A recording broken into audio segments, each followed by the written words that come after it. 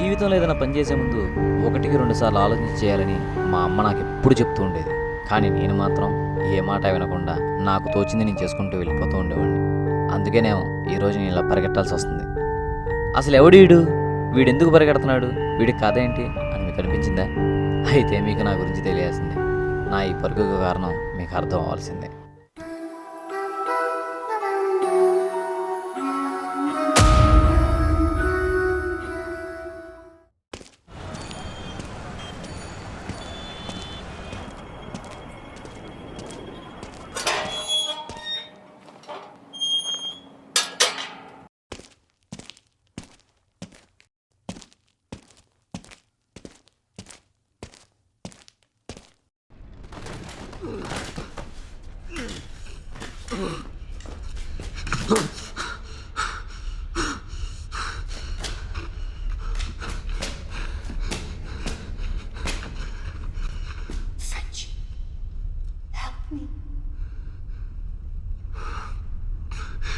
Of course.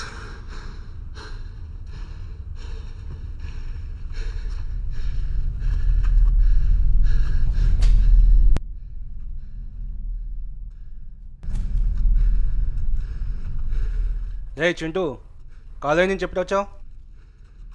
రే చింటూ, నిన్నేదా పిలిచేది? పలకమే.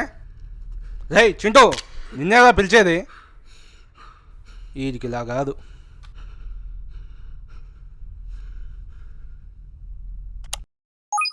రే ఎవరా TV ఆపింది? ఆ ఆపినోడిని మీ బాబాయ్ అంటారులే. సారీ బాబాయ్. ఎప్పుడొచ్చావు? నేను అడిగిన మొక్క తిరిగి నన్నే అడుగుతున్నావా?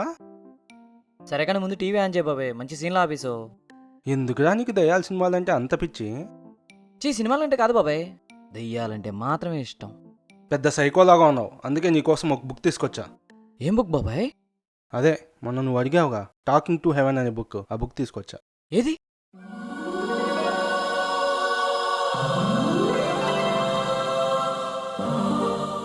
చాలా థ్యాంక్స్ బాబాయ్. అసలు ఏముంటుందా అందులో? చంద్రముఖి సినిమాలో జ్యోతిలాగా బిహేవ్ చేస్తున్నావు. ఏముంటుందా? ముందు చెప్తా కూర్చో. Talking to haven't James bond frog రాసిన ఈ పుస్తకంలోని రచయిత ఆత్మలతో మాట్లాడతాడు. చిన్నప్పటి నుంచి ఈ రచయితకి 6 సెన్స్ ఉండటం వల్ల ఒకరోజు తన టీచర్ కొడుక్కి యాక్సిడెంట్ అవుతుందని చెప్తాడు. కానీ ఆ టీచర్ నమ్మదు. కానీ కొద్దిసేపటికి ఆ టీచర్కి ఫోన్ కాల్ వస్తుంది, మీ అబ్బాయికి యాక్సిడెంట్ అయిందని. అంతే. అప్పుడు ఆ టీచర్ రచయితకు తన 6 సెన్స్ గురించి చెప్తుంది. నీ అదృష్టవంతుడివి, నీకు భగవంతుడి వరాన్ని ఇచ్చాడు, దీని కనుక నువ్వు ఇంప్రూవ్ చేసుకుంటే ఇంకా గొప్పవాడవుతావని టీచర్ చాలా మోటివేట్. ఇంతకు మించి వినే ఓపిక నాకు లేదు. నీకు కావాల్సిన బుక్ దొరికింది కదా, నన్ను దొబ్బకు, నేను వెళ్ళిపోతా. భయపడినట్టున్నాడు. థ్యాంక్స్ బాబాయ్, మళ్ళీ కలుద్దాం. ఎట్టగలగా నాకు కావాల్సిన బుక్ దొరికింది.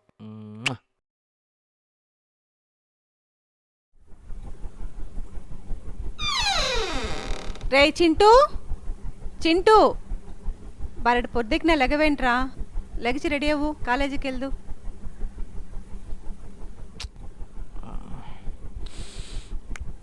ఉండమ్మా, కొద్దిసేపు పడుకొని. రేయ్ మర్యాదగా లెగచ్చి కాఫీ తాగి రెడీ కా. టిఫిన్ కూడా రెడీ అయిపోయింది, బాక్స్ కూడా కట్టేస్తా, తొందరగా లే.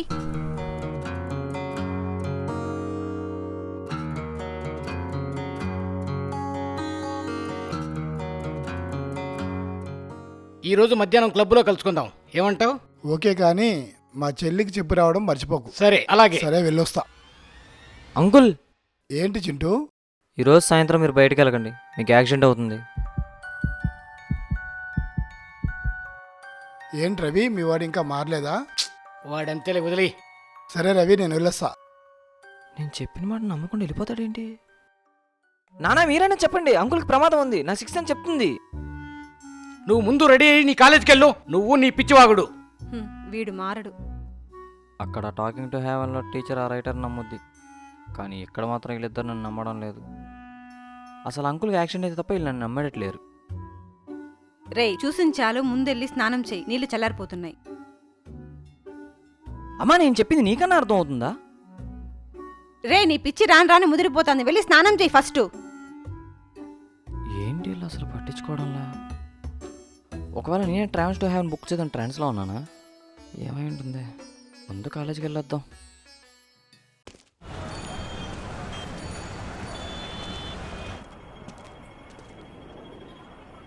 అమ్మా ఉమ్. నాన్నకి వాళ్ళు డ్యూటీ లేదు కదా, ఇంత సాయంత్రం పూట ఎక్కడికి వెళ్తున్నాడు? జోష్ అంకుల్కి యాక్సిడెంట్ అయిందంట. అంటే నాకు 6th సెన్స్ వచ్చేసింది అనమాట. నేను అనుకున్నట్టు జరిగింది. ఒరే ఎదవా, యాక్సిడెంట్ అయిందంటే అలా నవ్వుతావేరా పనికి మాలినోడా? అర్జెంటుగా ఈ విషయం మా ఫ్రెండ్స్కి చెప్పాలి. ఆ? రే నిజంగానే మీ అంకుల్కి యాక్సిడెంట్ అయిందారా? నిజంగానే మా అంకుల్కి యాక్సిడెంట్ అయిందిరా. నేను చెప్పినట్టు నా మాట ఉంటే ఆ యాక్సిడెంట్ నుంచి తప్పించుకునేవాడు. అబ్బా నమ్మేశానులే. ఏది నా గురించి చెప్పు. ఒక్క నిమిషం. వచ్చేసాడమ్మా కాలజ్ఞాని.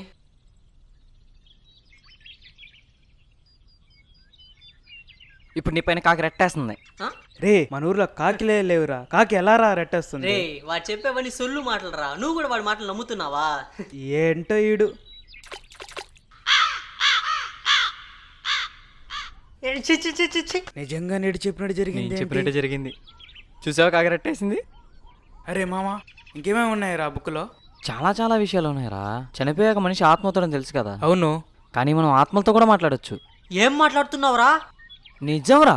ఆ రైటర్ ఆత్మలతో మాట్లాడి వాటి చావుకి కారణం, అవి ఏమైనా చెప్పాలనుకుంటే తెలుసుకోవడం, వాటికి తీరని కోరికలు ఉంటే తీర్చిపెట్టడం లాంటివి చేసేవాడంట. లండన్లో చాలామంది ఆత్మలకి తన సహాయం చేసేవాడంట. అంతెందుకు, ఒకసారి ఒక మనిషి చనిపోతే తన చావుకి కారణం ఎవరు, ఎలా చంపారు అని తెలుసుకుని పోలీసులు పట్టించాడు. అరే అసలు ఈ మనుషులు చనిపోయాక ఆత్మలే మన మధ్యలోనే ఉంటారంటావా? మనల్ని ఎంతగానో ప్రేమించిన వాళ్ళు చనిపోయాక ఆత్మలే మనతోనే ఉంటారని ఆ రైటర్ చెప్పాడురా.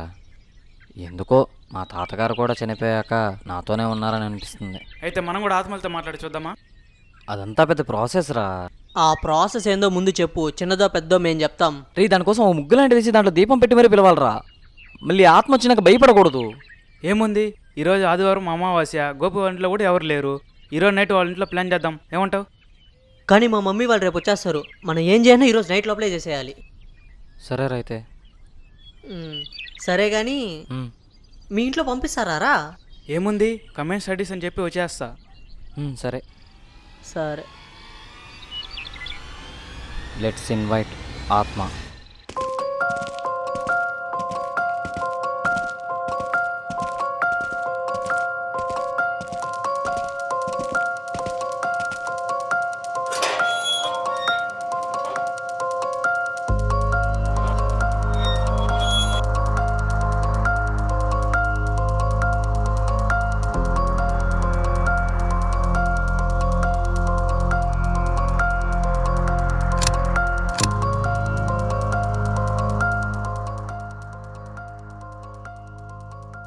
రే స్టార్ట్ చేద్దామా?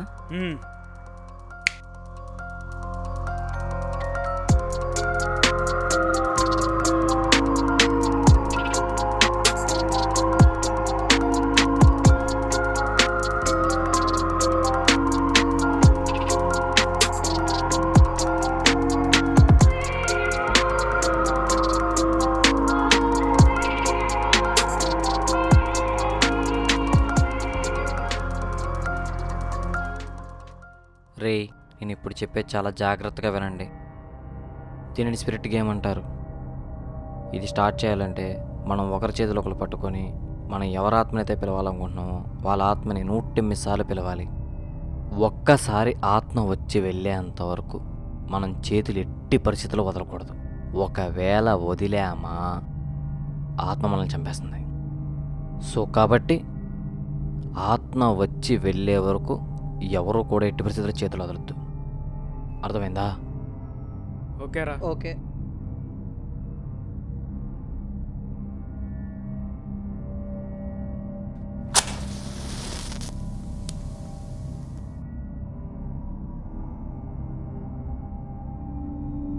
చేతులు కలపండి. ఇప్పుడు ఎవరి ఆత్మని పిలుద్దాం? హీరోయిన్ పూజ ఆత్మని పిలుద్దామా? ఇప్పుడు ఆమె ఎందుకురా? ఆమె తన బాయ్ ఫ్రెండ్ చేతిలో అత్యంత దారుణంగా చనిపోయిందని వార్తలు వస్తున్నా ఆమెను చంపింది మాత్రం ఎవరో ఇప్పటికీ తెలియదు. మనం ఆ నిజం కనిపెట్టి వాళ్ళ అమ్మకి సాయం చేద్దాం, ఏమంటావు? వాడు చెప్పినట్టు హీరోయిన్ పూజని పిలుద్దాం. సరే మీ ఇద్దరికి ఓకే అయితే తన్నే పిలుద్దాం.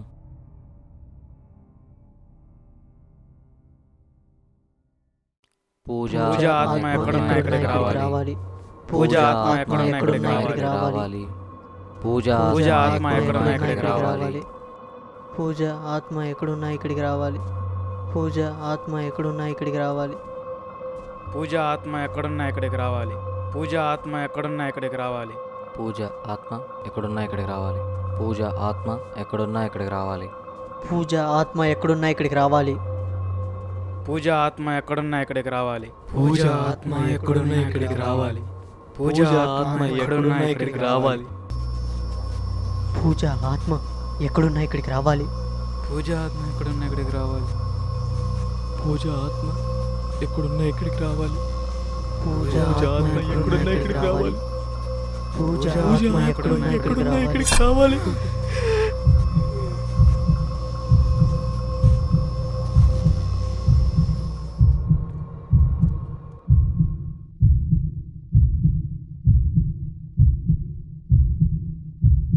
రేయ్, ఆ కాంతి మీకు కనబడుతుందా? అవునరా, కనిపిస్తుంది. అవునురా, అటు ఇటు తిరుగుతుంది. రే గోపి, ఎంత పని చేసావురా? రే, డోర్ ఓపెన్ చేయరా. ఎంత ట్రై చేసినా డోర్ ఓపెన్ కావట్లేదురా. త్వరగా డోర్ ఓపెన్ చెయ్యండి రా. ఎంత ట్రై చేస్తున్నా రావట్లేదేంట్రా? రే, శ్రీ ఆంజనేయం ప్రసన్నాంజనేయం చెప్పండి రా. రే,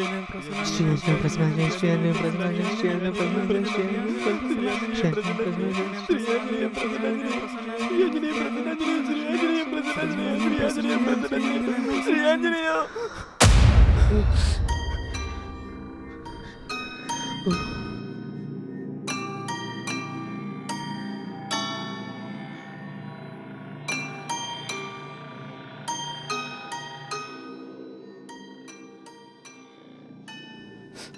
ఈ గోపిగడి మాటిని అనవసరంగా స్పిరిట్ గేమ్ ఆడా. ఎప్పుడేముందో ఏంటో.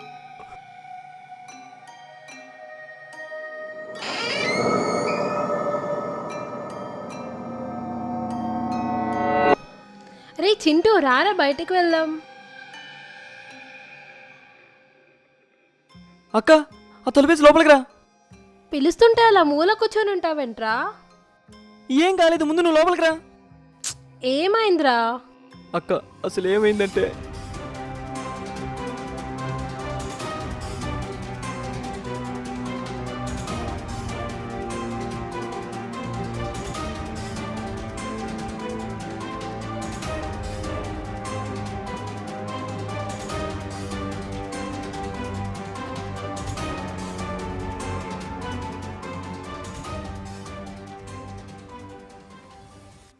అదక్క జరిగింది.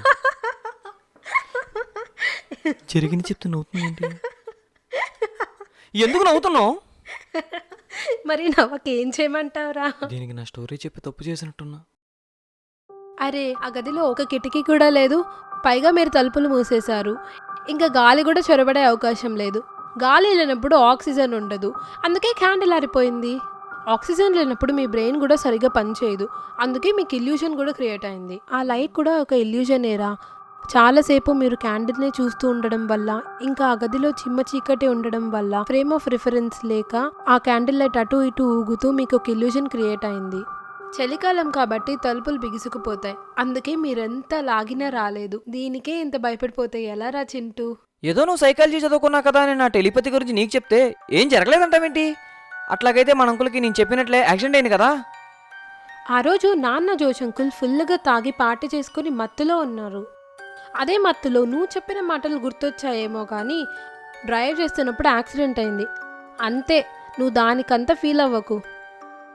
అంతే అంటావా? అంతే. ఇంకేం లేదు కదా? అంతే, ఇంకేం లేదులేరా. బయటికి వెళ్ళి తినొద్దాం పదా. దీని మాటలు మేము బయటకు వస్తున్నా. అసలు ఆ క్యాండిల్ ఆరిపోవడానికి ఇది చెప్పిన థియరీకి ఎంత కూడా మ్యాచ్ అవడం లేదే. ఇంకేమన్నా ఉంటుందంట. అయ్యి ఉండదులే, ఎంతైనా సైకాలజీ డాక్టర్గా.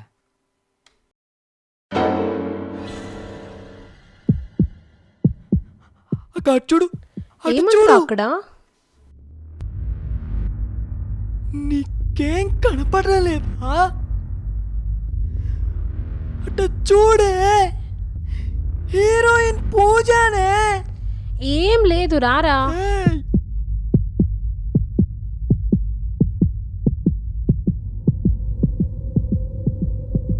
నన్ను పిలిచావు కదరా, మళ్ళీ పారిపోతావు దేనికి?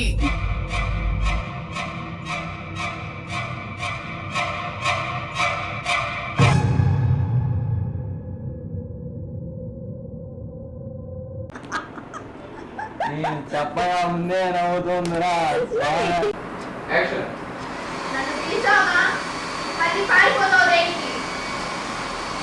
కావడం వల్ల ఫ్రేమ్ ఆఫ్ రెఫరెన్స్ లేక క్యాండిల్ లైట్ కూడా ఊగుతూ మీకు ఒక ఇల్యూషన్ క్రియేట్ చేసింది.